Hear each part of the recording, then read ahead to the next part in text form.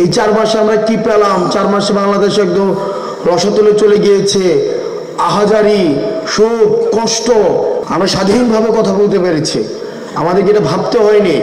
এই কথাটার জন্য হয়তো বাসায় রাতে পুলিশ যাবে, বা আজকে যখন আমরা ফেসবুকে কোনো একটি পোস্ট করি আমাদেরকে ব্যাকস্পেস ব্যবহার করতে হয় না।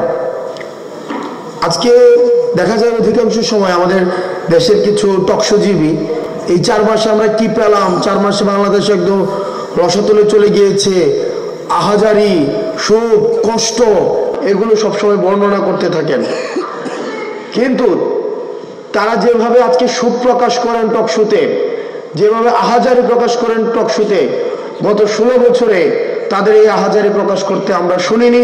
অত্যাচারের বিরুদ্ধে, অন্যায়ের বিরুদ্ধে, গুমের বিরুদ্ধে, খুনের বিরুদ্ধে, নির্যাতন এবং নিপীড়নের বিরুদ্ধে আমাদের ক্রোধ রয়েছে, এই তরুণ প্রজন্মের ক্ষোভ রয়েছে, আমাদের চোখে ক্রোধ রয়েছে তাদের বিরুদ্ধে, সেসব কলমের বিরুদ্ধে যেই কলমগুলো ফেসিবাদের সমর্থনে এতদিন পর্যন্ত লিখে গিয়েছে। আমাদের ক্রোধ রয়েছে সেসব বিচারকদের প্রতি, যেসব বিচারকের কলম দিয়ে ইনসাফের পরিবর্তে জুলুম লেখা হয়েছে, যেসব বিচারকের কলম দিয়ে মজলুমের গলায় ফাঁসির রশি লেগেছে। আমাদের ক্রোধ রয়েছে সেসব শিক্ষকদের প্রতি, যেসব শিক্ষকদের ক্লাসরুমের পরিবর্তে যেসব শিক্ষকরা প্রহসনের শান্তি সমাবেশে গিয়ে এই ফেসিবাদের পক্ষে সমর্থন উৎপাদন করেছে। আমাদের ক্রোধ রয়েছে সেসব আমলাদের প্রতি, যেসব আমলারা এই ফেসিবাদকে টিকিয়ে রাখতে ভ্যানগার্ড হিসেবে কাজ করেছে।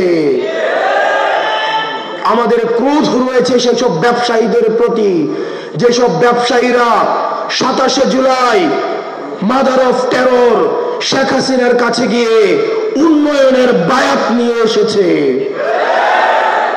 আমাদের ক্রোধ রয়েছে সেসব পুলিশের প্রতি, যেসব পুলিশ জনগণের টাকায় ফেসিবাদকে দুমড়ে মুচড়ে দেওয়ার জন্য যে অস্ত্র কেনা হয়েছে, সেই অস্ত্র ত্যাগ করা হয়েছে নিরস্ত্র জনগণের প্রতি।